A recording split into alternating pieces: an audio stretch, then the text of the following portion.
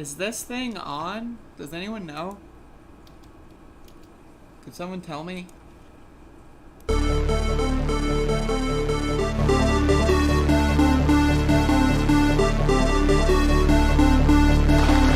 Dumb people, liberal people.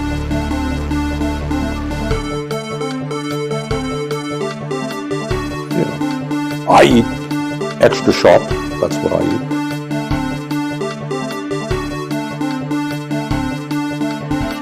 It's not that they don't want to help. They don't know quite what to do. Play the radio. Make sure the television, make sure you have the record player on at night. The phone. Make sure the kids hear word.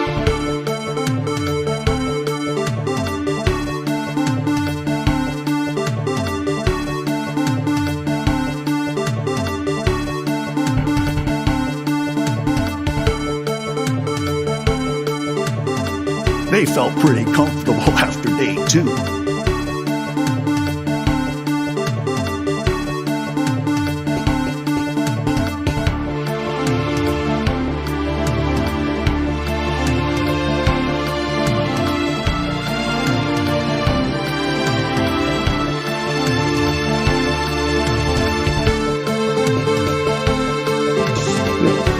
I eat extra sharp. That's what I eat.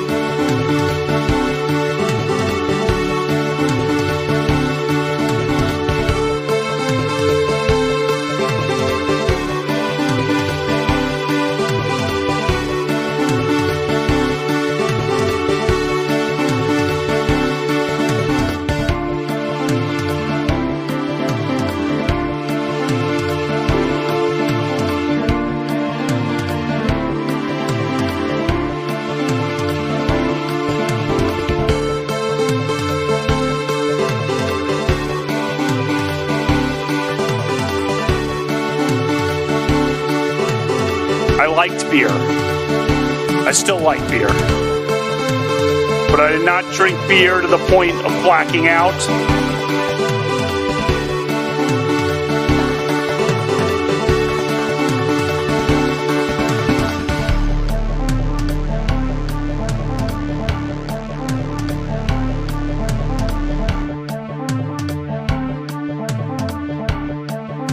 Early in the morning, they went to the table with the black robe, the black shield, and they pulled out the vote.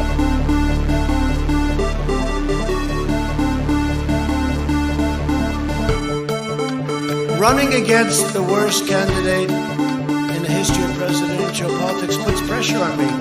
Could you imagine if I lose my whole life? What am I going to do? I'm going to say, I lost to the worst candidate in the history of politics. I'm not going to feel so good. Maybe I'll have to leave the country. I don't know.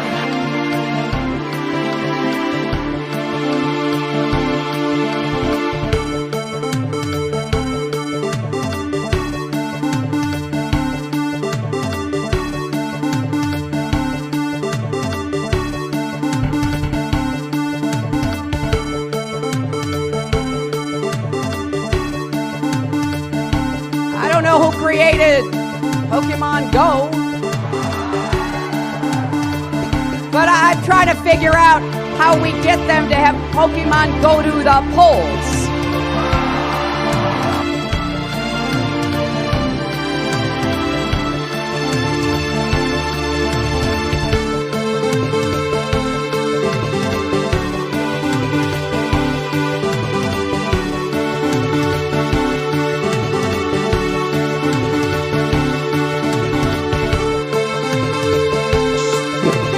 I eat extra sharp. That's what I eat.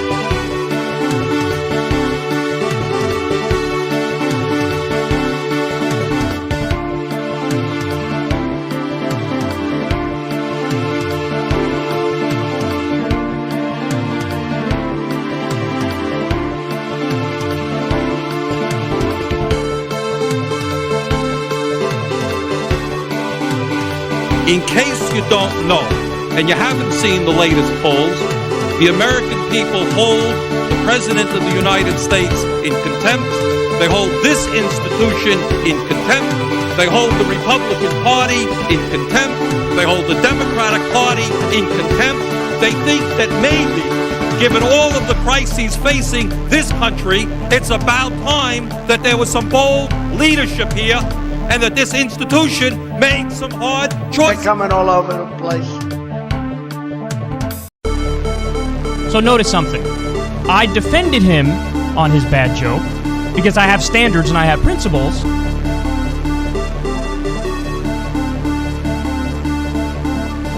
Early in the morning, they went to the table with the black robe, the black shield, and they pulled out the vote.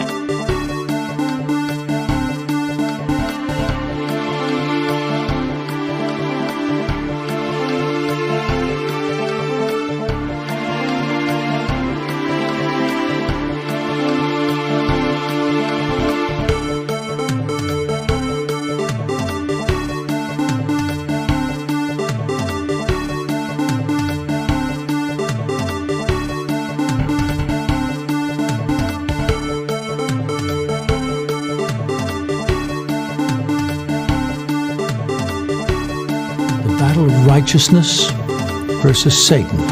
Yes, Satan. Because these leftists are evil.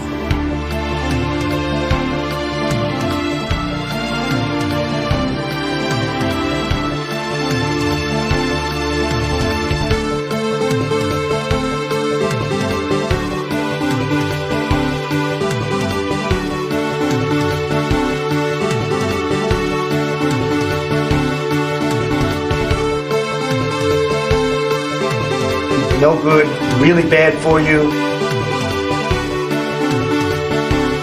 The reason the market is doing what it's doing is people are sitting at home getting the checks from the government, okay? And this fair share is a bullshit concept. It's just a way of attacking wealthy people, and, you know, I think it's inappropriate. We all got to work together and pull it together. I admit to always improving.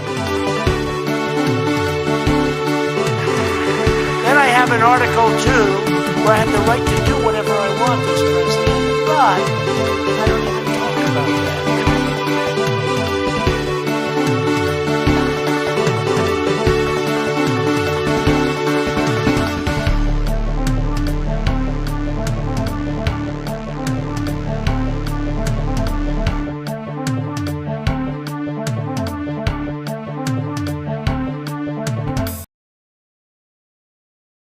Is this thing on? Hello? Does anyone know? Wait. Hello? Hold on. I need to... Okay. Is it on? Is it on? Shit. Fuck. I'm so sorry. Okay. I think it's on. Hey, Max. Max, is it on? Max, do you know? Max isn't telling me. I don't know why I'm narrating. If I don't even know if it's on. Why should I even narrate? It's almost like this is how I talk to myself. Okay, so I think it's on. All right. To my understanding, okay. Okay. Is it? Oh shit. Okay, it's on. All right, folks. It's on. Welcome to another episodic installation of Above It Motherfucking All. I am your host, Andrea. That is how my name is pronounced for those of you that don't know and they say other permutations. Welcome to the goddamn motherfuck. And on today's episode of Above It All, I will be covering news. I will be covering drama. I will be covering politics in some capacity. I will be covering a protest that I attended yesterday. Just, happened to attend a protest yesterday. No big deal. I will be covering, I'm going to be covering myself with this blanket because it's really cold. So I'm going to be covering many different things today. Hopefully today's show is good. If it's not good, then we've got a problem. And that problem is going to need to find a solution. And so once we find that solution, we will then uncover the problem. But for right now, I am covered, and I would like to remain covered at this current moment in time. Just kidding, actually, I'm a little warm now. All right, so how about some elephant news? I don't think I will be getting into some elephant news today, but I would like to do that at some point in the future. Yeah, actually, I mean, this is this is a bombshell. I mean, I'm gonna be honest. I'm gonna be honest. AOC owning a bar. That's big news. That's huge. I'm gonna be, it's incredible. It's incredible. It is incredible.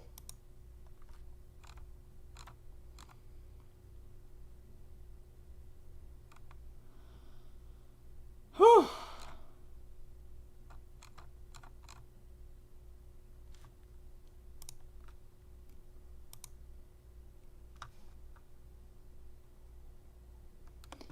All right.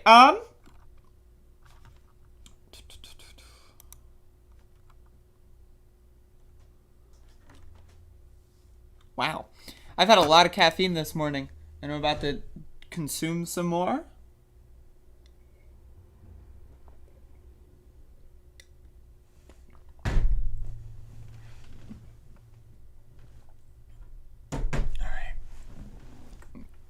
Okay, folks, let's get some shit. Oh shit, the dog.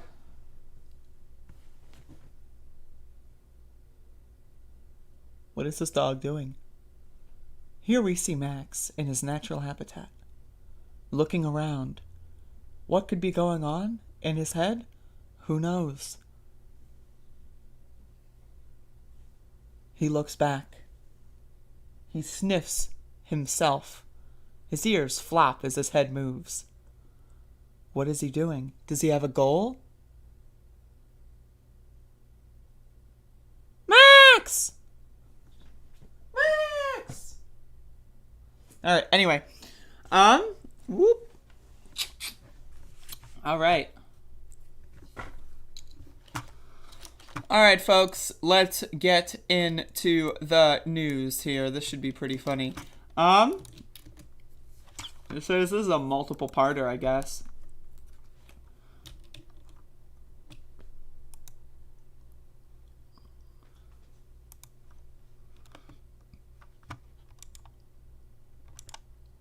All right. So, yesterday there was a lot of big news yesterday. Let's be honest. There was some huge, groundbreaking, breaking ass, motherfucking ass news that went down yesterday. And of course, I'm talking about Paula Jean Swearingen. She is joining the People's Party, folks. And this is what I had to say when I saw it. But let's check out her tweet. PSA, I'm joining People's Party US. Two-party systems are gatekeepers who work for the corporations and they don't let the rest of us into their so-called big tent. If we don't work together to build a major new party that works for all of us, we'll continue to suffer together. So, obviously I disagree with this whole shindig that she's putting on, but let's read the People's Party announcement. We are proud to announce that Paula Jean Swearingen has joined the People's Party as National Candidate Engagement Director and West Virginia State Director. Join us in welcoming two-time congressional candidate and activist at Paula Jean. So, I mean, only 700 likes. I mean, her tweet has more, but that's interesting. So let's check out the article here. Let's check it out, folks. For those of you that don't know, the People's Party is the scam that's been perpetuated by professional egomaniac Nick Brana. Reminder, there was a lot of drama going on last year where anyone that disagreed with Nick Brana's direction was forcefully ejected from the People's Party. Several dozen people were kicked out of the People's Party for having slight disagreements. And then Nick Brana created an unholy infernal alliance with podcaster, I guess, Jimmy Dore. And they've basically just been trying to troll and destroy almost everything on the left for the last, 8 months or so. And so this is their announcement piece. And so let's read this. I couldn't be happier to join the People's Party as National Candidate Engagement. Why is national not capitalized? National Candidate Engagement Director and West Virginia State Director. People love having titles and labels. People love that shit. Yes, I am the National Candidate Engagement Director and the West Virginia State Director. Like, why don't they add some more West Virginia State Director of Directions, or, you know, of West Virginia State Director of Communication and International Outreach, State, you know, Diplomat Career. They love these fucking labels. There's so many goddamn words here. During my 2 election cycles as a U.S. Senate candidate in my more than 20 years of organizing, I've seen the two-party establishment push back against any kind of change that helps communities like mine in Appalachia and across the country. I'm an ordinary coal miner's daughter. We all know her story. I'm sick and tired of polished politicians. Is this a link? Oh shit, we're donating, folks. Two-party systems are gatekeepers. Yeah, that's okay. I ran to challenge Joe Manchin. That's why I joined y'all to help build a People's Party. The Democrat Party. Note, they did not say Democratic Party. Max! Note that she did not say Democratic Party. For those of you that don't know the origin of Democrat Party was something that right-wingers on Fox News started saying because it reminded people of rats, it reminded people of demons, and so they say Democrat Party instead of Democratic Party. That's just like, you know... Max! Why are you barking? Look at this dog. Anyway, Max hates Democrats and the People's Party. They actively worked against us. Now the same party has worked so hard to keep Senator Joe Manchin in his seat in 2018 is using him as a scapegoat for legislation they had no intention of passing in the first place. That I do agree with. Even though I was the U.S. Senate Democratic candidate in West Virginia, in 2020 the party refused to support a debate between myself and Republican Senator Shelley Moore Capito. They'd rather ignore a non-corporate candidate that would take them to task than give the voters a real choice. I'm so sorry for not being able to read. Yeah, I mean, again, we all understand that the Democratic Party is more interested in keeping themselves having power roles in the Democratic Party than actually having power as the Democratic Party as a whole. That we know. Now, again, how do you fix that problem? By, I guess, in their estimation, joining another party. That's how you fix that problem. One of my issues here, though, like, I'm just gonna, ignore the rest of this because I don't care. Oh, God. P.S. Watch Jimmy Dore live at 7 p.m. ET tonight for more about... Oh, my God. Okay. Is this show, like, something I can watch? Is there anything? Paula Jean? Oh, shit. AOC deleted a tweet. Oh, fuck. So I can't find it. But anyway, that's really hilarious that at the end they say, join me on the Jimmy Dore show. So again, folks, I need y'all to understand here. Is a third party a good idea? Well, they tried third parties and they tried independent candidates over the last several decades. And you know what they've done? Every time a third party candidate has gotten anywhere close to winning anything, they've made it more difficult for third party candidates to do anything. Right, look at Ross Perot. Ross Perot is probably like the main reason why Bill Clinton even became president. And what did they do? As soon as they got power, the Republicans and the Democrats were like, yo, we can't have that happen. And so they basically made it impossible for a third-party candidate to get anywhere close. Then in 2000, you had Ralph Nader, right, try to, do something. I don't know what he was doing. And then they blamed him. And like Al Gore won the election in 2000, but he was too much of a beta male to actually do anything about it. And so they just all blamed Ralph Nader and made it, again, even more difficult for third parties to gain traction. Even in 2016 and 2020, 2016, right, an election where a third-party candidate could have done extremely well, given the fact that no one liked Donald Trump and no one liked Hillary Clinton. You know what happened? They still flopped. Why? Because third-party candidates are built to lose. They are an energy sucker. They are a vacuum for anyone's organizational power and energy so that they can basically... They don't want to destroy third parties altogether. They want to give them the taste of being possibly able to do anything so that they waste their fucking time in that little fucking shit show cringe circle. Right? Now, I believe Paula Jean Swearengin has been putting herself in this camp for a while. She's been hopping on these anti-AOC bandwagon tweets basically ever since Force the Vote started. She's been basically saying AOC is the reason why I lost my election 2 times. If AOC were to help me, I would have won, even though that's not true even remotely. If AOC helped her, she probably would have lost even worse off because for whatever reason, people in West Virginia don't like AOC from my understanding. But either way, She blamed AOC for losing several times. She said if AOC were more helpful that she would have won. She has basically been on top of every single anti-AOC smear for the last 7 months, and I think that this is naturally like the course of her. I think this is the direction of her course. She is She's been trending in this direction for a while now. I feel like she is more interested in having a network of yes men around her than actually challenging structures of power. And that's a problem. She could run for the state legislature in West Virginia. She could run for local politics in West Virginia. She could do that to build her, profile and her credentials and then do another run later. But she's choosing not to. She's choosing to basically abolish her entire political career for the sake of being on podcasts and having yes men write fancy tweets about her that get no traction whatsoever. And it's sad. It's really sad. And so, what are you going to do? But anyway, I think it's really hilarious, and so I just wanted to talk about it because I think it's hilarious, and the People's Party is a giant scam, a giant grift, and if they're not, then again, alright, third party? Great. We already have the Green Party. Oh, you want a third party with national access? Alright, Libertarian Party?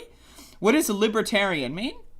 Right? Aren't we left libertarians? Aren't we like people that are like, we don't want government overreach. We're anti-imperialist. We want freedom and democracy and liberty. But we're also not, people that are interested in lowering the age of consent. And we're also not people that are interested in fucking whatever incandescent light bulbs. Right? Why don't you take over the Libertarian Party? They've got at least a branch in all 50 states. They've got governmental power structures and apparandi. Why don't you just take them over? Oh, right. Because it's not about actually having a third party that actually means something. It's about having their own third party that actually means something, and that is more valuable than actually the project itself as a whole. So now what we're seeing the Green Party, and they're not going to go to the People's Party. We're seeing the People's Party, they're not going to go to the Green Party, and we're seeing the Libertarians off in their own little weirdo, crypto yacht going on, and they're not even remotely interested in power. They're just they're blatantly all about enriching themselves, right? And so we're seeing all these third parties, fourth parties, fifth parties, 17th parties, 97 parties, right? It's ridiculous. Why don't you all form together and make one giant third party? Isn't that what the People's Party's trying to do? Well, they could just join the already established parties, but they're not doing it, folks. Again, they don't care about actually winning. They don't care about actually challenging power. All they care about is having their own little universe where, their own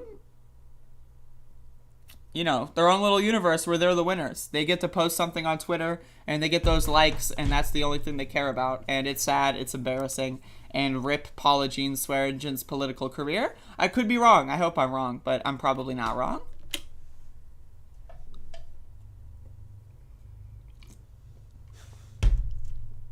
Here's the thing, Sal. I'd rather hammer my face into oblivion than associate with libertarians. Here's the thing. Alright. So the way I see it, I agree with you in the same way with liberals. I hate liberals. I think liberals are trash. I think they're annoying, and I think they're smug, and they're losers. That being said, liberals have control of one of the major parties, right? And so again, if your thing was, the duopoly, right? Duopoly, if someone says duopoly, there's a 98% chance they're a fucking loser, right? But just throw that in there.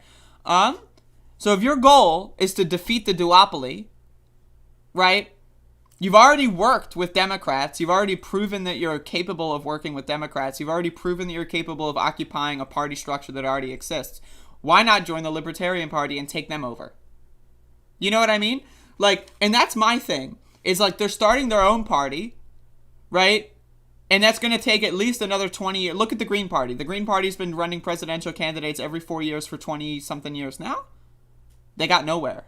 The Libertarian Party has been running presidential candidates for longer. They've gotten nowhere, right?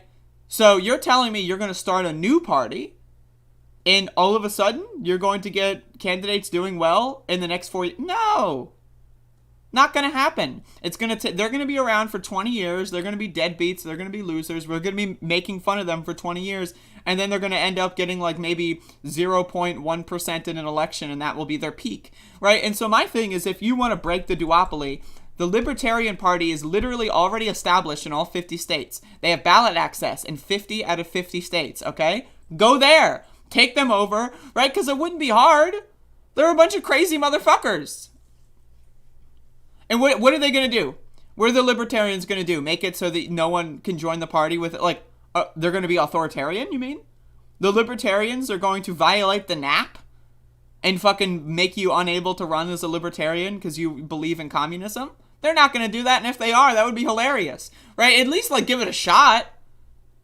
You know, like, I don't, like, and here's the sad part about it. If Trump started a third party, right, they would be winning that shit. They would be, you know, the People's Party, they have nothing. They literally have nothing. I need you to understand. They have no popular support. They've got no grassroots support, right? They've got a couple, like, it would be like if I started a podcast and I, like, oh, I have 10,000 YouTube subscribers. Let me start a party based on my podcast. Well, I've got 10,000 subscribers, so therefore there's some grassroots support somewhere. But no, that is not indicative of the real population. The real population wouldn't give a fuck about me because I'm an unlikable bitch. All right? But at least I recognize that. I don't know, man. This shit is just so embarrassing, and I can't help myself but cringe.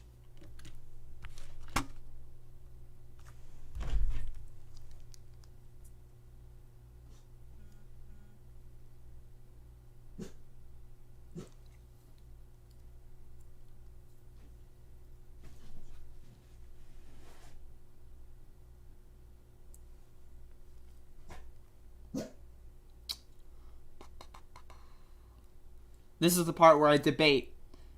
Should I respond to a text message now, or should I do it later when I'm not distracting the show? Let's do it now, folks.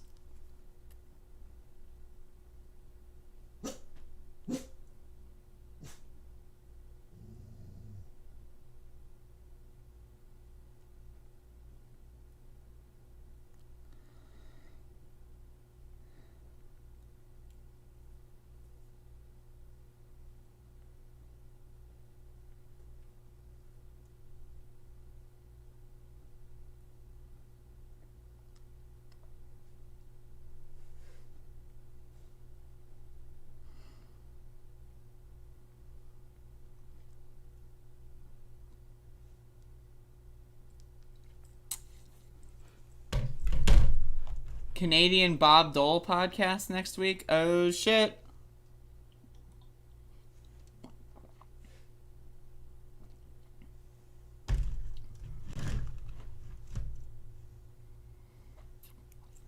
Here's the thing, though, and I want to talk about my philosophy. I am more in favor of a one-party system than a 97-party system. And, like, I also think it's easier to get to a one-party system than it is to get to a 97-party system in the United States of America. Right?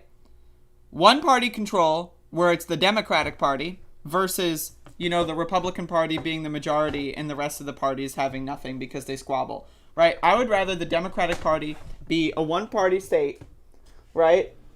That, again, ranked choice, they tried it in Maine, and the Green Party candidate still lost epic style, right? Like, they tried ranked choice in New York City, and the fucking left-wing candidate still lost epic style. So ranked choice voting is not a catch-all. I mean, we need it, right? But whatever. A one-party state would be a lot easier to get to, right? And it's a lot easier to get elected within the system than it is as a third-party candidate, right? If we got, like, let's say 40 progressive, politicians, right? And Democrats had like a fucking 80% governing majority, and there were like a small like amount of Republicans that were just there to be annoying.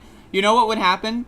Progressives would have a lot more power, right? Than if they had 40 progressives in their own party, right? And the Democrats and Republicans were like, that's what I think. And I think it's easier to get elected as a Democrat right now than it is to get elected as a third party candidate, right? And so I think a one-party state would be a way, way easier goal than a multi-party state in the USA. That's just my goal. That's just like my idea, though. It has nothing to do with authoritarianism either.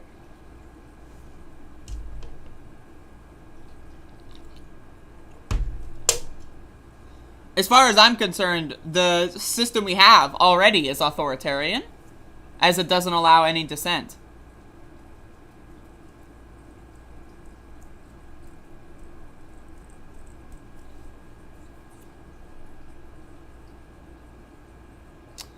I wish Jeff Bezos would have stayed in orbit, Bodan.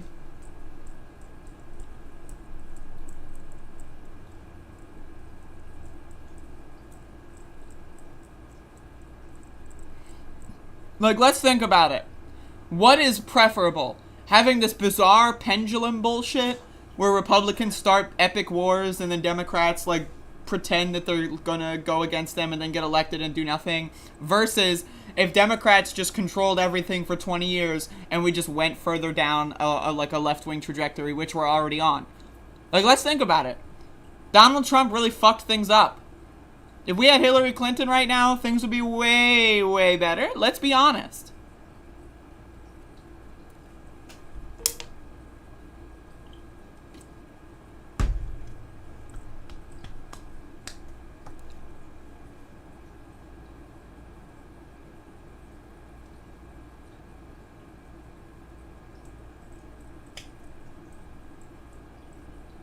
Is this a bit? This is not a bit. I think the number one goal should be, to eradicate Republican power and control. I think the easiest way to do that is to ally with the Democratic Party. Is this a Bob? Yes, this is a Bob. We have multiple Bobs in the audience and none of them are here. That's incredible. Anyway, I've been streaming for half an hour and I only did one thing, so let's keep going, folks. This is also some pretty good epic drama. Let's get into it. So, folks, AOC was exposed. I'm going to be honest. I have been a longtime supporter of AOC. Some would even call me a shill. And I got some new information recently that has changed my entire perspective.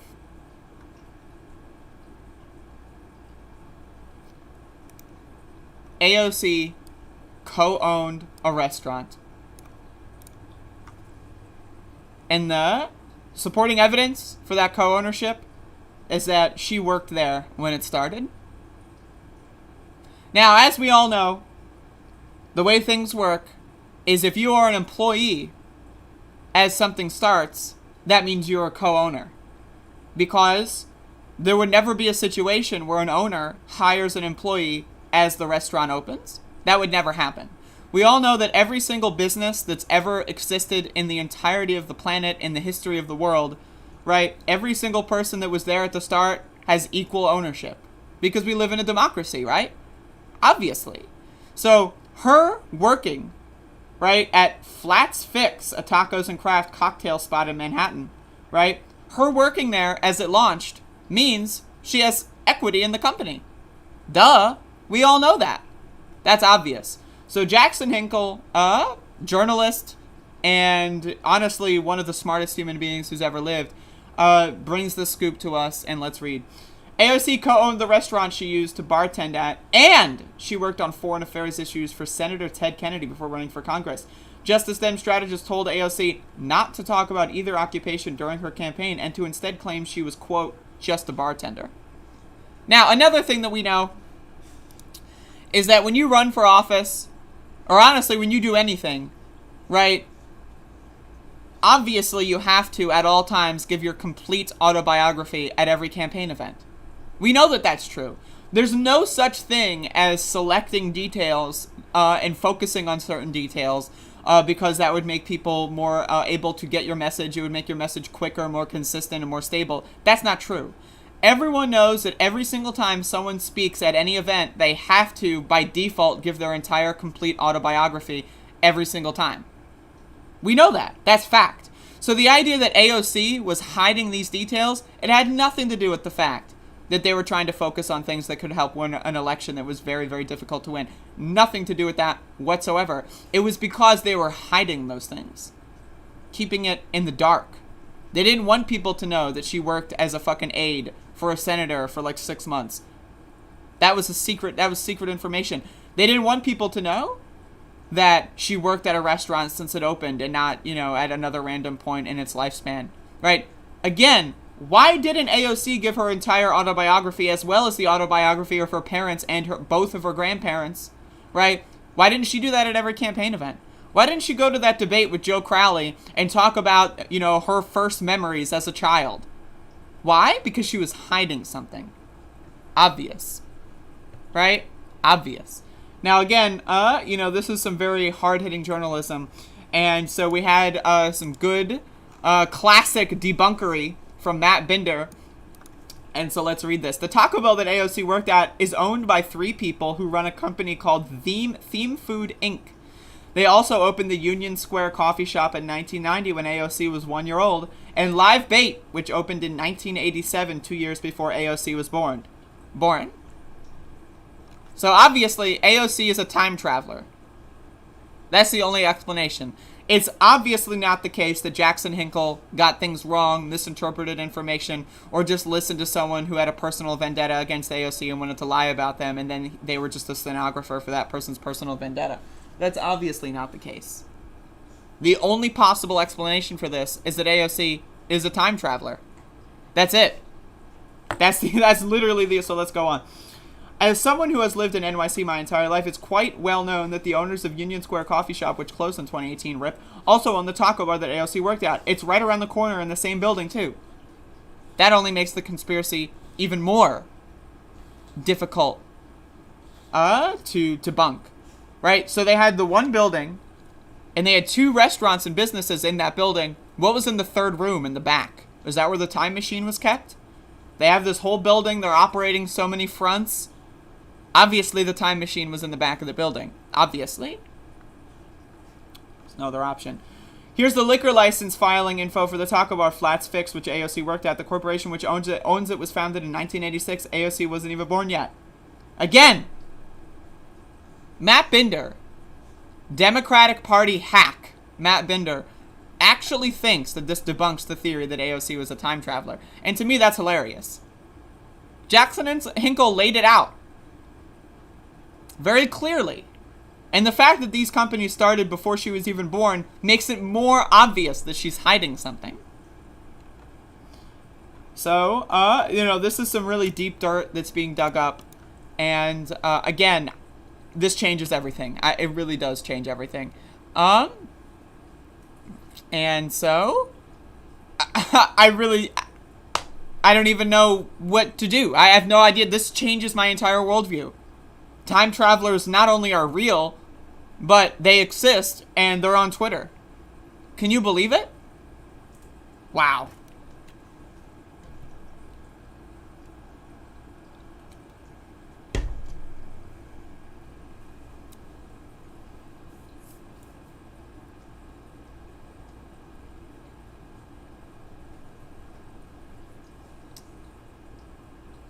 Here's the thing, Menu Frog. It's very, very... I'm going to turn my AC off. It's very, very easy to be on the right side of political issues. I support universal health care. You know who else supports universal health care? Nazis. I support building fast trains. You know who also supports building fast trains? Nazis. So it's like, it's not hard to be on the right side of certain political issues, right? I believe in a higher minimum wage. Okay. And? Right. But the hard part, and the way you can judge someone on whether or not they're serious, is how they explain those things, their guiding principles, right? And all sorts of other ideological principles that are in between certain issues, right? So when someone says Medicare for all is the most important thing in the world and we need it or else, right? And in that fight, they're willing to shit on gay and trans people because they're irrelevant. Can't win Medicare for all with trans people. So because that's a lot of what People Party people do, is they just say, oh, we don't care about trans people. Trans rights are meaningless to us. We just care about Medicare for all. Well, it makes it harder to fight for Medicare for all if we include trans health care. I've had these arguments thrown at me, and therefore it's okay to fight for Medicare for all while excluding trans health care from their bills because they don't care about trans people. A lot of the people will do the same thing with people of color. Oh, we don't care that people of color are discriminated against in our healthcare system. We don't care that black women are often ignored when they go in to try. Like, there's a study that was done, right, that showed that black people and people of color as a whole had less deaths from the opioid crisis. Why? Because doctors didn't believe them and didn't prescribe them addicting drugs like opioids. Because they didn't believe that they were really in pain. They thought, oh, only white people could be in pain. This black person is just faking it for drugs. And as a result, that's why white people are so disproportionately dying of drug overdoses in regards to the opioid crisis. Because black people never got a hold of that shit. Because doctors didn't believe them. Right? So a lot of these people don't care about that part. We just need Medicare for all. We need everyone to have universal insurance. They don't care about the overarching scheme of things. They don't care about solving all the problems. They don't care about... Again, this goes to the same thing. People aren't anti-war. They're just anti-U.S. imperialism. Etc., etc.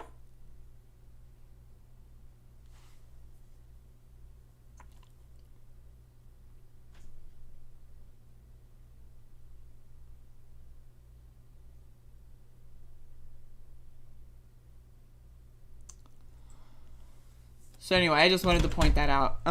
You really need to, get people's ideologies from other things other than where they stand on, like, hot button political issues. Again, saying I support Medicare for all is different than saying I support Medicare for all and we need to revamp our entire system so that, people can get healthcare without fearing for their safety and people can get taken seriously when they go to the doctor, etc., etc., etc. And as well as, also if you support these policies, you need to be aware of some of the problems that would exist that we also need to build into the system. Where did I get that impression from? I don't care about Jackson. I'm just talking about in general. Menu Frog?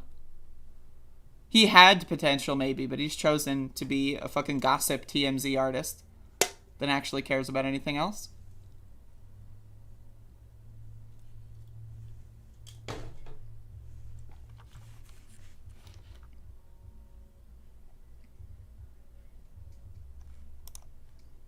All right, folks. Let's get into the recap. Then we'll get into some other news.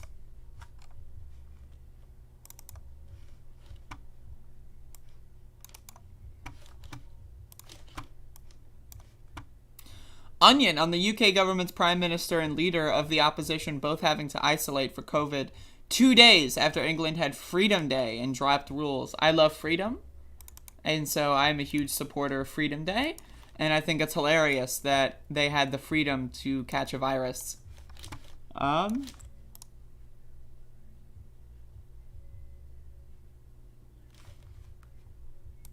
That's really funny. Is Bojo gonna get it a second time? Just worked on a sticker for a band with a cool elephant on it. That's awesome. Do I follow Jackson? I have no reason to. The guy's a moron.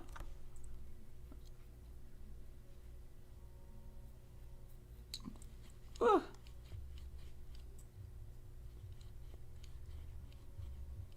My fucking eyeball. Anyway. All right, folks.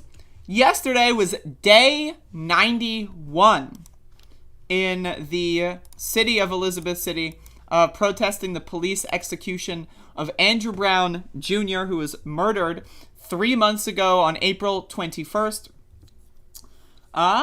Today is July 21st, and we're having a 3-month anniversary demonstration. Yesterday was Tuesday, and this video is about Tuesday. But if you're watching this video now, definitely go, and you live in the area, definitely go and attend today's protest because it will be a bigger demonstration.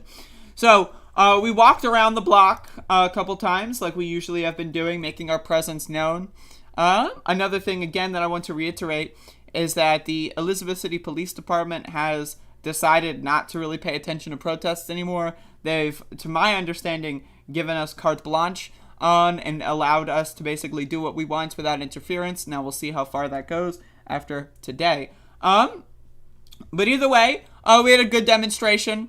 We were really loud, and that's what we were doing. We made our presence known, and again, we've been basically trying to hold it down every single day, and we're in a phase in these protests where we're planning bigger demonstrations on specific days. We want to have bigger demonstrations every Wednesday. We're going to be planning another thing for day 100, which will be next Thursday, not tomorrow, but the next Thursday after that.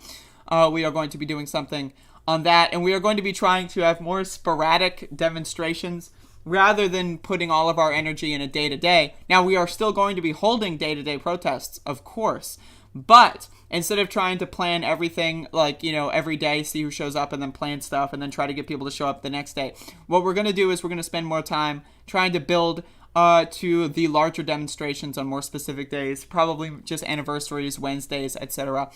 And so, again, yesterday was a pretty good showing. We had some more people out. Our numbers have been growing since the car protest phase has transitioned back into the marching protest phase. Another thing is the Confederate statue, again, is going to be potentially removed this week. We'll see if that actually happens. We were told by the county commissioners that that would happen. We'll see if they were lying. We'll see if they weren't lying. We'll see what happens with that. But either way, things went pretty well. We went into Road Street again, which is a major road, occupied it and blocked it for about, 5 minutes or so. It was pretty good. Maybe not 5 minutes, maybe like 3 minutes. But either way, again, just anyone having any disruption in traffic, that's really all you need, because they get triggered, they get mad. Now, again, if you hold the line for a long time, that's also good, but we don't have those kind of numbers every day. So what we do is we basically hold up traffic, they get mad, we get some middle fingers, and then, we bring more attention to the situation. Again, day 91. 91 days in a row. And again, I just want to reiterate that I'm super proud of everyone in Elizabeth City who's participated in these protests and who's supported and helped support from all kinds of places all across the city and the world. Again, we are looking at a situation here where we are in a very small town, and it's very difficult to keep a small town together in this fashion. And we are trying our best. I think we're doing a pretty good job. And again, it's incredible to see this kind of, this community organizing. Again, especially in a small town where people are beginning to know each other better, people are becoming more friends with each other, and it's just, again, it's absolutely fantastic. So again, I just want to reiterate that today, July 21st, we are going to be doing the 3-month anniversary demonstration. We'll see how it goes. So if you live in the area and want to come down, it will be at this location on Colonial Avenue outside of the Pasquotank County Public Safety Building at 6 o'clock Eastern Time, obviously, as we live in the Eastern Time Zone. So yeah, that's it. Good stuff. Again, massive support, massive love to the entire community, and we're doing a great job here. So it's super, super, super valuable. I would say, again, this is historic. We are setting forth a precedent that will be looked at in history, and I think we need to realize that, again, this is an incredible moment and movement, and so it's absolutely fantastic.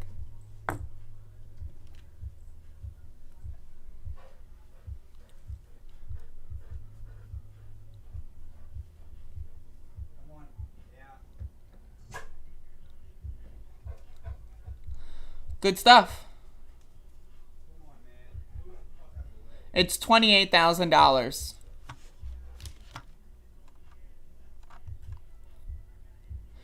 Menu Frog, if by reactionary you mean responding to opinions that this person has been saying for months and months and months and months and months, and then forming a complete thought on them based on their takes on many different things, then yeah, I'm reactionary. If someone consistently says really stupid shit over extremely long periods of time, I guess that makes me reactionarily against them.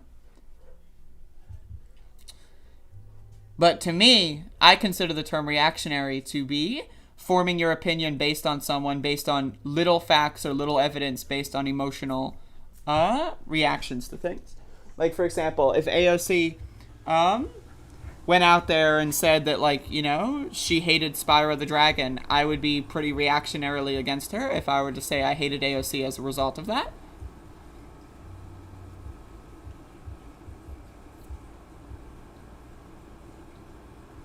Yeah, $28,000. The way I see it, it's just one of their buddies who they're trying to get like a big tax break for, just like give them money. That's how these systems work. They have good old boys in every industry.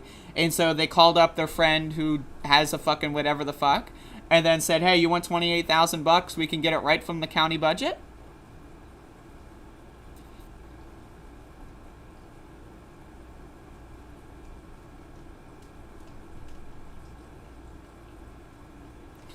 Yeah, I want to do a story on Frito-Lay, but not today.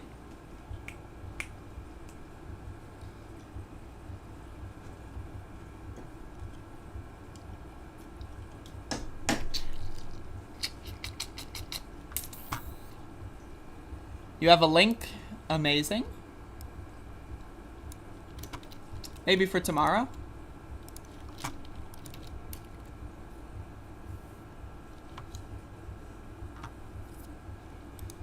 Alright, folks. You know who's getting the statue? Some racist? Alright, folks. This is an interesting one. Off-duty DEA agent brought his government-issued gun to the Capitol riot, prosecutors say. Now, again, y'all know how I feel about the DEA. The DEA is an unnecessary criminal syndicate that only exists to oppress poor people, minorities, specifically people of color. The DEA has no reason to exist. They are the drug enforcement agency. Drugs should not be enforced by law enforcement. People with guns should not be in charge of drugs. That is a ridiculous concept. Anyone who is a DEA officer is wasting their life. They are a loser with no questions asked. Now, if you're a cop or whatever, I'll maybe try to have a different style of conversation with you. But if you work for the DEA, you're just a loser. Go fuck yourself. Fuck you, and then burn in hell for all eternity. But here's another reason why the DEA sucks. They hire a bunch of meatheads who try to destroy the U.S. government. Imagine you spend your entire life harassing black people over marijuana, right? And it just so happens you're a Trump-supporting racist who wants to install a fascist dictatorship? Color me shocked. It's almost like people don't work for law enforcement because they want to enforce the law or uphold the country's values. It's almost like they work for law enforcement because they want an excuse to attack people of color. So, let's read this article.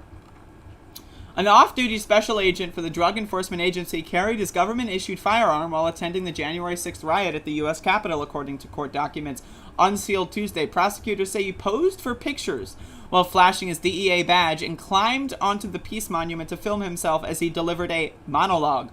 Mark Ibrahim of Orange County, California, was arrested Tuesday and charged with 4 crimes that include making a false statement and carrying firearms on restricted grounds. Court documents said Ibrahim entered restricted grounds outside the U.S. Capitol shortly after they'd been breached by the mob and posted a photo standing next to one of the metal barricades that had recently been pulled apart. Prosecutors also said he sent photos of himself at the Capitol to a group chat on WhatsApp that included at least 5 other law enforcement officers.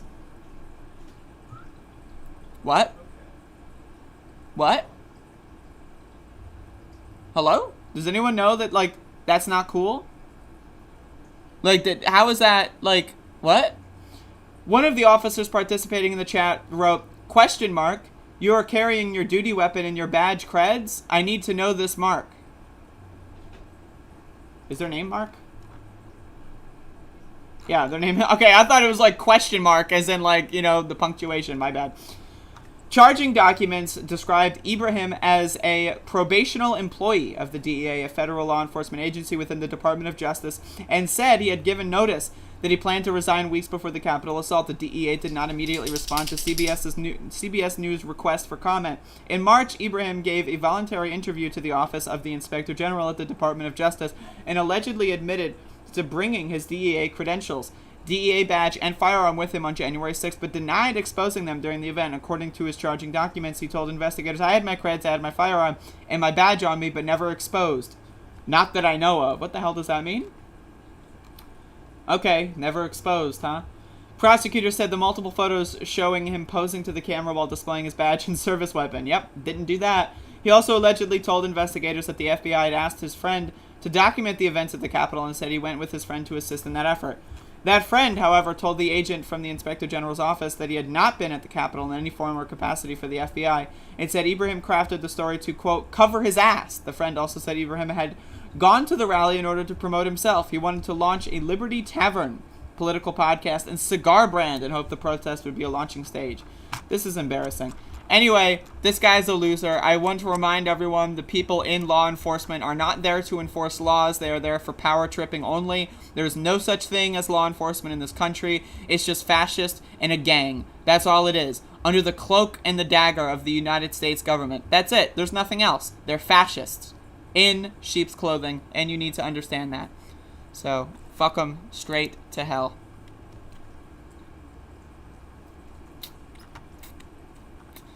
Cops are dumb. My dad fired his gov-issued service weapon at my mother while drunk one night, so Capitol riot does not surprise me in the latest ACAB. Jesus. What a freak.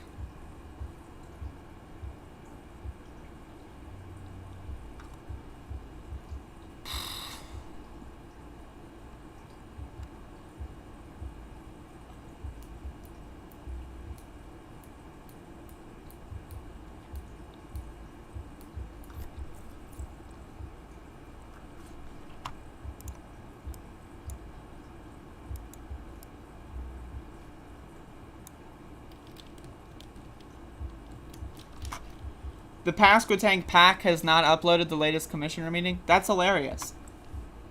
For those wanting the backstory on that, when we went to the county commissioner meeting, not yesterday, but the day before, what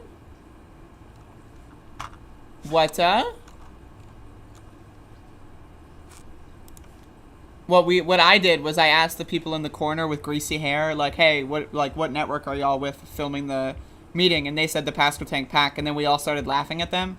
And then several times during the meeting, you can go watch the footage, I would point the camera at them and chuckle, and they felt really uncomfortable, and so it's really funny that they haven't uploaded that. Max the dog, folks. Look at that dog.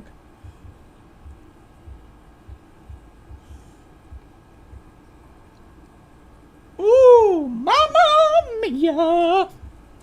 That was a great stretch. Ooh. Look at that, my hand is like in the foreground. Look at that, isn't that crazy? Like you can't really see my arm move. And then boom, fingers. Wait, and then that's incredible. I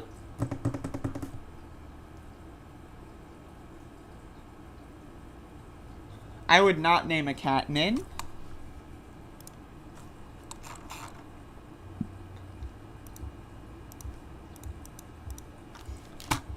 Alright, folks, check this shit out.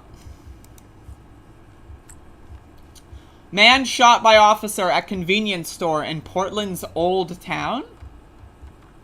A man was hospitalized after he was shot by an officer who responded to a scene involving, quote, an unwanted person at a convenience store in Portland's Old Town Tuesday night, according to police. The Portland Police Bureau said officers were called into a store in the 600 block of Northwest NATO Parkway at 9:36 p.m. and arrived at the scene at 9:44 p.m. Prior to arriving at the store, PPB said officers were told a white man had eaten some food without paying.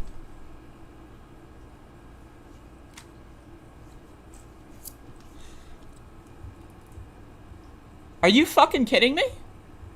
The guy ate food without paying? Well, obviously you have to shoot them. Like, there's no other... Like, that's a crime punishable by gunshot. Eat food, don't pay for it, boom, shot in the head. Right? That's how the police view this shit. Laid down on the floor and refused to leave the store. Once at the store, police tried to reach the man. What the hell does that mean? Reach the man? Who PPB said had moved farther into the business. Okay, so let me get this straight. So someone eats food and lays on the floor. Clearly, they're not having a good day. Right? Clearly, they are not having a good day. So what do? Well, let's bring in some gangsters. Let's bring in some Gestapo agents, some neo-Nazi brown shirts, and point guns at them. That will clearly make the situation significantly better. Obviously, when people are stressed out, the best thing to do is point a gun at their head. I know I've been stressed before, and all I want to do is, hey, 911, can you have someone point a gun at my head? I'm having a panic attack, and I really want to stop having a panic attack, so can you come over and point a gun at my head? Because obviously, I know that that's going to make me panic less. Because that's how humans work. So check this out. So, okay, so once at the store, police tried to reach the man who PPB said had moved farther into the business. So I'm imagining like a 7-Eleven convenience store. Farther into the business is like down one aisle. Also, what does reach the man mean? Like, what, like, were the police officers like magnetically attached to the fucking one wall and they were like trying to go like, oh, I need to reach you? Like, are we talking about like where someone's hanging off of a cliff on like a branch or something and you're trying to like reach your hand down, grab onto my hand? What does that mean? Police tried to reach the man. What does that mean? All right, so let's continue. After 8 minutes at the store, an officer shot the man. Okay, what happened in those 8 minutes? Okay, so so police show up. They try to, quote, reach the man. And then 8 minutes later, nothing, they tried it, like, they just do this for 8 minutes straight, nothing else. So what'd you have for breakfast this morning? Oh, great. Yeah, I gotta go to my daughter's recital later. Oh, okay. You doing anything on Friday? How long has it been? Oh, 8 minutes? All right. Like, what? Like, this is the story that they're giving. What does that mean? Okay, so they tried to reach the man. 8 minutes later, question mark, profit. What? I'm like, please, I'm really trying to understand this. Once at the store, police tried to reach the man. What the fuck does that mean? Okay, so 8 minutes go by. Who knows what happened in those 8 minutes, right? Okay, so 8 minutes go by, and then officers shoot the man. Where? How? For what reason? Okay. 4 minutes after the shooting, police said officers reached him. Bro.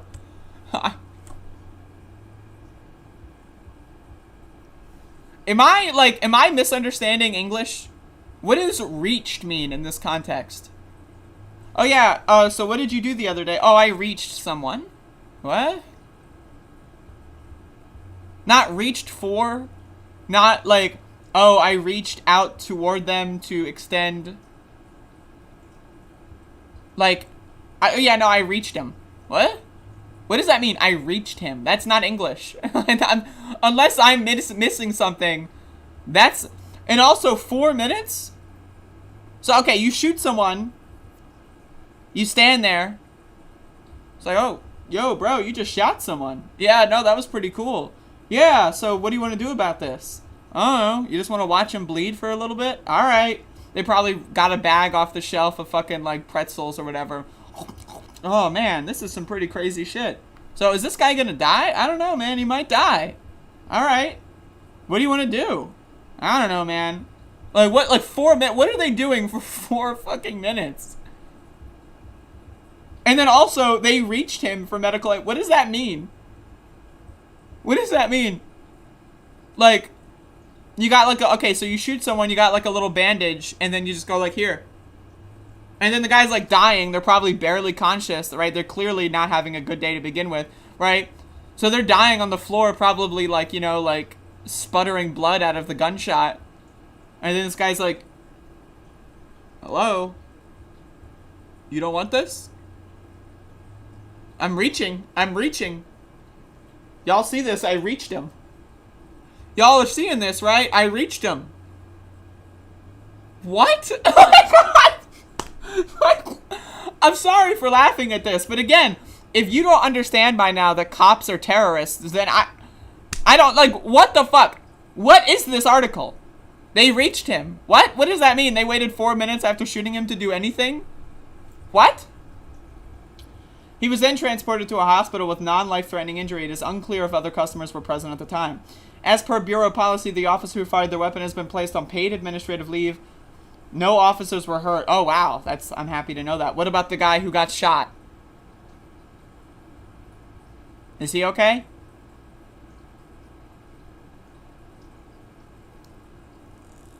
I'm just like, Lord have mercy.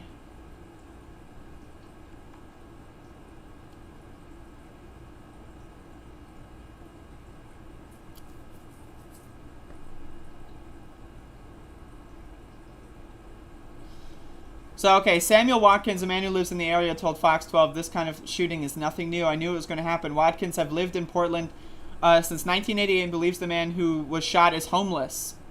The city needs to do something about this. This is ridiculous. I've never seen the homeless problem like this at all.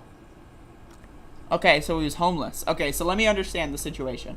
A homeless man is starving, walks into a store, eats something, falls onto the ground because they're starving and they're probably not feeling too well. So the first thing that people do is call the police. First of all, blood is on their hands. I'm sorry, blood's on your... If you call the police because a homeless person entered your store, you are, by all stretches and means, also responsible for what happens to them. I'm just saying, full stop, go fuck yourself. Second of all, the cops come in, see a homeless person having a really bad time. They, quote, reached him. What? They reached him? Again, what? That doesn't mean anything. That literally... Like, you might as well, like, just be spamming shit on the keyboard because there's no English that's being transmitted there. So they reached him and then shot him while he was on the floor, looked at him bleed out for 4 minutes, and then I guess they decided to call for medical. They called for medical people to come?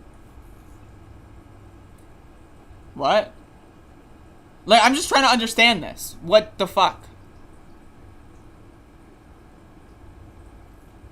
What?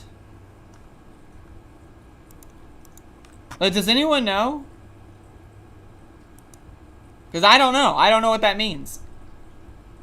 All I hear is police shot a homeless person for seemingly no reason. Headline. Ridiculous.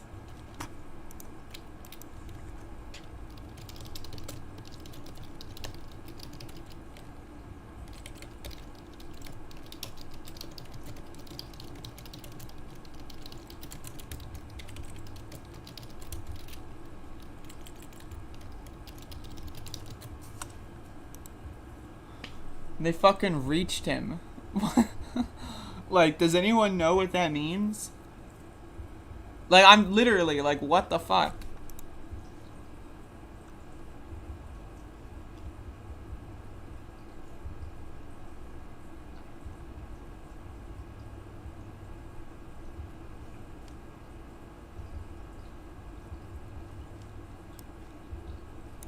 Alright, folks, I got one last story for you.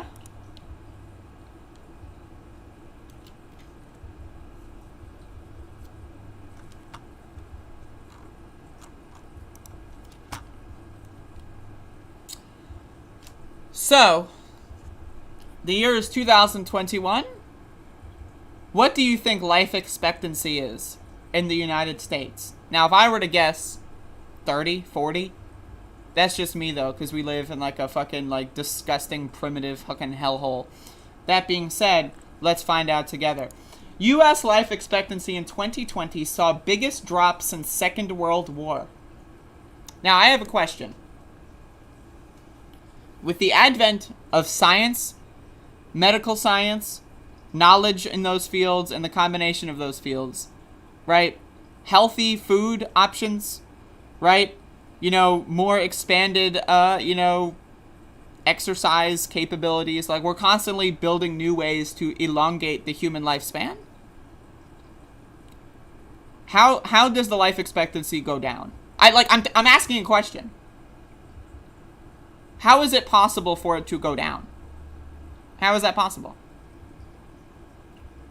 Does anyone know? Like, does anyone have, like, okay, so we just invented new medicine. We just invented new treatments for people. We just invented this and that and that. And we also have, like, better ways of eating. We have better food science so that we know what foods to eat. We know what, we all know this now. And our life expectancy is going down? What? I don't understand. Okay. All right, let's read. U.S. life expectancy fell by 1.5 years in 2020, the largest one-year decline since the Second World War, public health officials said Wednesday. The decrease for both Black Americans and Hispanic Americans was even worse, 3 years. The drop spelled out by the Centers for Disease Control and Prevention is due mainly to the pandemic. which health officials said is responsible for close to 74% of the overall life expectancy decline. More than 3.3 million Americans died last year, far more than any other year in U.S. history, with COVID accounting for about 11% of those deaths. Only 11%? The findings come as officials across the country weigh the possibility of reinstating some of the stricter efforts to curb the virus, including universal mask wearing and vaccine work requirements. Los Angeles County recently reinstated its indoor mask guidance. Black life expectancy has not fallen so much in 1 year since the mid-1930s during the Great Depression.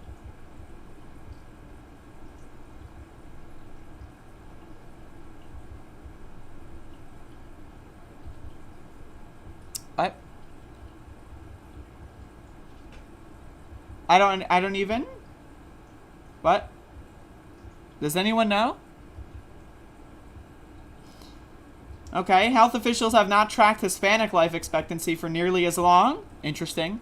But the 2020 decline was the largest recorded one-year drop. The abrupt fall is, quote, basically catastrophic, said Mark Hayward, a University of Texas sociology professor who studies changes in U.S. mortality.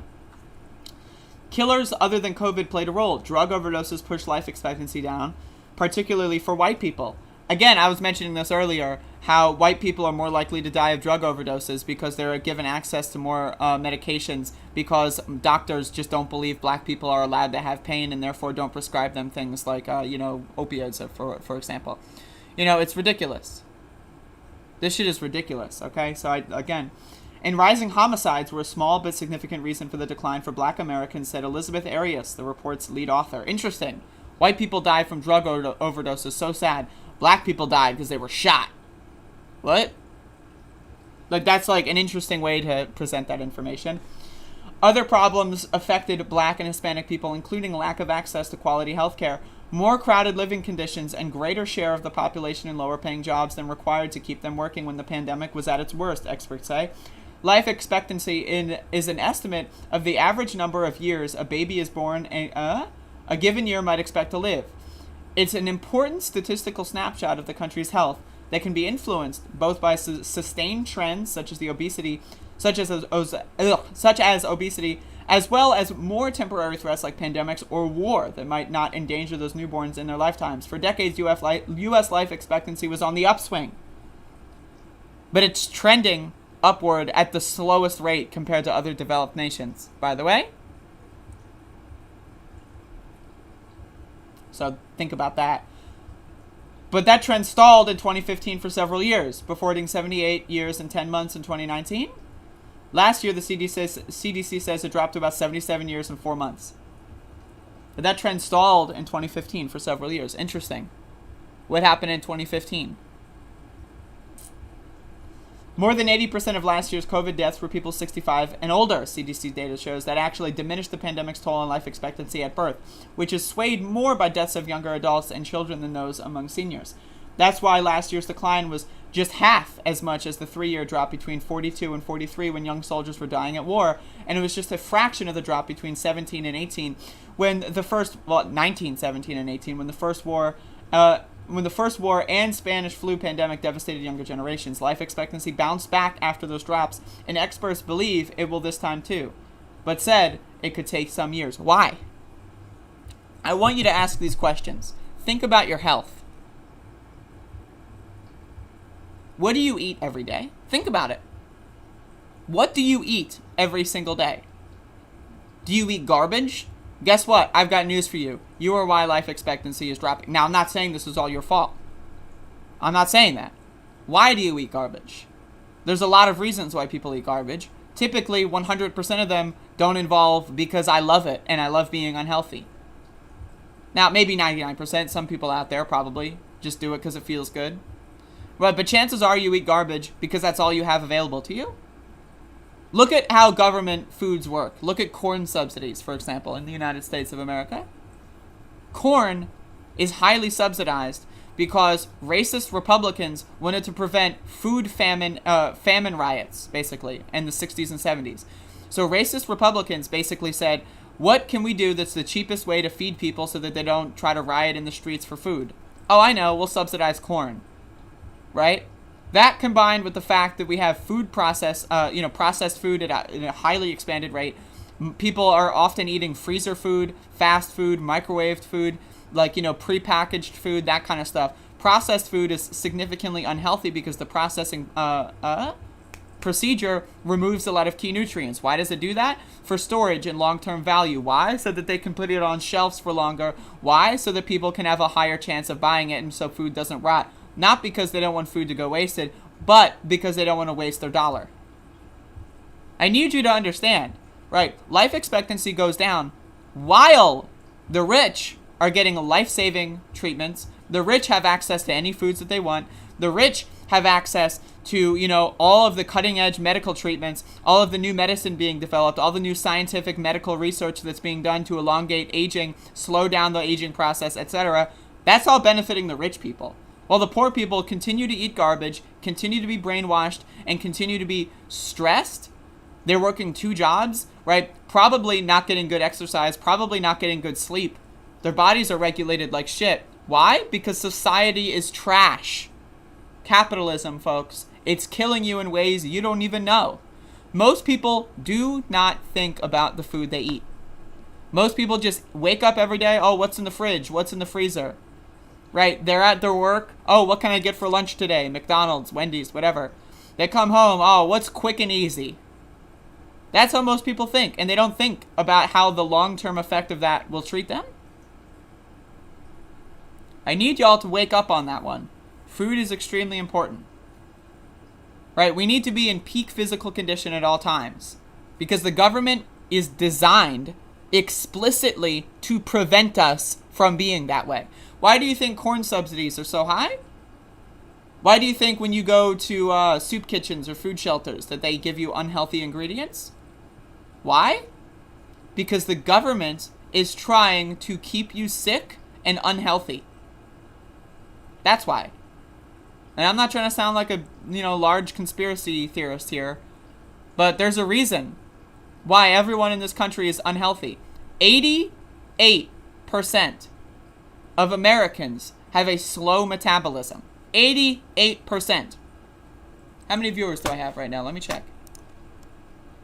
50 viewers right now. 88% of you have a slow metabolism. Right? So what is that? That would be what? Like 6 people in this whole chat out of 50 people? 6 people have a healthy metabolism. 6. 6 of 50. Think about that. Is that something you understand? Do you know, do you know what the effects of that are?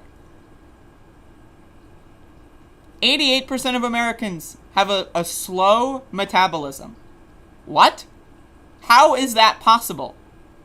With all the books on food, with all the nutritional scientists, with all the info that we know on food, people are still eating like garbage. Why is that?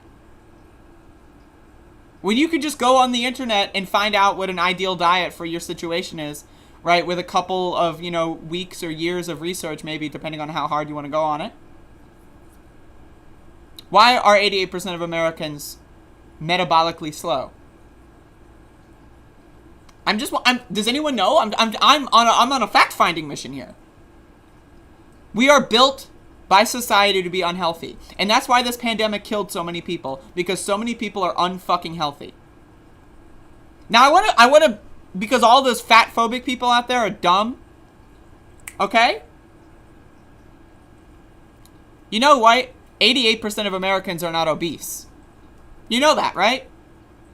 88% of Americans are not obese. But 88% of Americans have a slow metabolism. That's because it's possible to be thin and not put on weight outwardly and still have a slow metabolism and have fatty organs.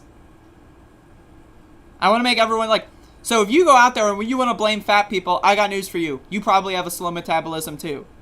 People's bodies process things differently. Some people store fat outwardly. Some people store fat around their organs.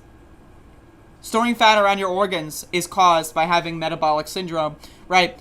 A lot of fat people have fat around their organs too. A lot of fat people don't have fat around their organs. A lot of thin people don't have fat around their organs, and a lot of thin people do have fat around your organs. So if you want to go out there and blame fat people or obesity or whatever, you're an idiot. I'm sorry. You're dumb as hell. You've lost the plot. Because chances are you're among the 88% of Americans who are also fucking morons when it comes to eating. And I'm not saying that to say it's all your fault. But what I'm saying is that you should probably look into it a little bit. I know that everyone has their own personal circumstances, but please, for the love of God, eat healthy. I know, it sucks, blah, blah, blah. You want to eat dessert 4 times a day. I get it. You want to cope with the stressful world that we live in. But you can't change things if you're unable to do anything. You can't change things if you're part of the system and you're falling into all the systemic traps. I'm sorry, and again, I'm not perfect. We're not striving for perfection. We're striving for harm reduction. The reason so many people died throughout this pandemic chiefly is because Americans are sick, ill, and unhealthy and don't know even how to be healthy. So again, I just wanted to, I had an opening for a food rant, so I went in. I'm sorry. But anyway, folks, that is my show for today. I noticed when I said I had 50 viewers and called people out for being unhealthy that they left. I see who you are. I'm paying attention to you. Oh, the streamer's saying that I have metabolic syndrome. Time to exit. I know, it's triggering. I understand. Anyway, folks, again, I really appreciate everyone for watching. I'm gonna be doing more and more shows. I'm constantly in flux. The government never said to improve our immune system during the pandemic. Absolutely correct.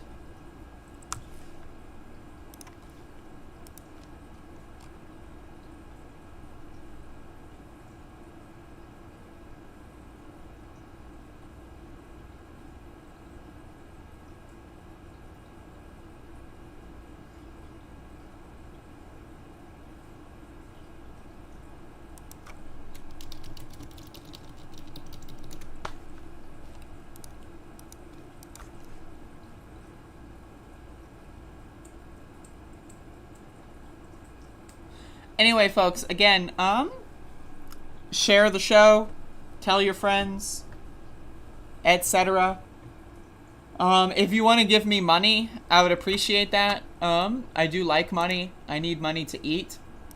And so if you want to give me money to eat, you can do so. I would appreciate that. And yeah, so if anyone has, I'm going to start doing more like news story suggestions. I'm going to make a Discord channel. For that. Not today because I'm lazy, but at some point I will.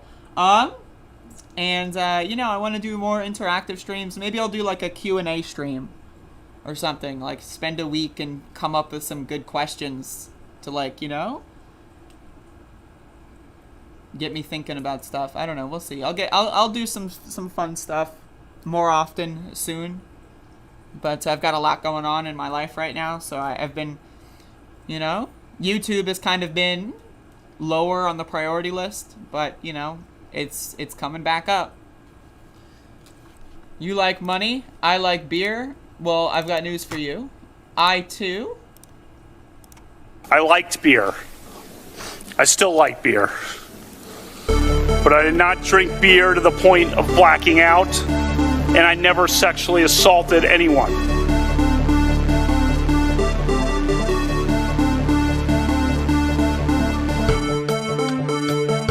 Early in the morning, they went to the table with the black robe, the black shield, and they pulled out the votes. Those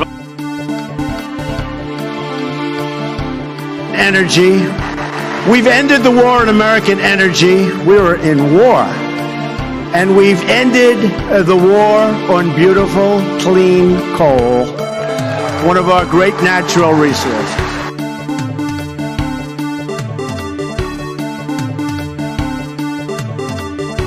As far as my relationships with all people. I think I have great relationships with all people. I am the least racist person in this room. No, seriously, hot sauce. I've been eating a lot of hot sauce, a lot of raw peppers and hot sauce.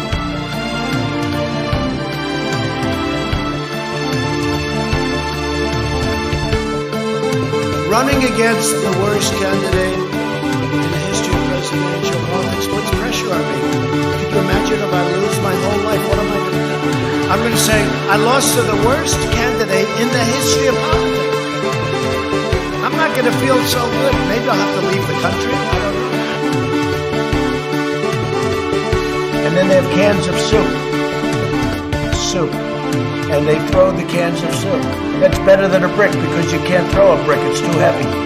But a can of soup, you can really put some power into that, right? And then when they get caught, they say, no, this is soup from my family. They're so innocent. This is soup from my family. Watch Hillary examine the terrain. Watch a campaign with the man Tim Kaine. Tim Kaine in the membrane. Tim Kaine in the brain.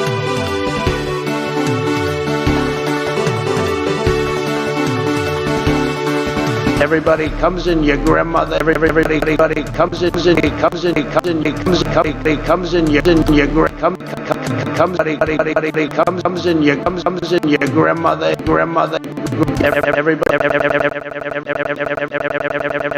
Everybody comes in your grandmother.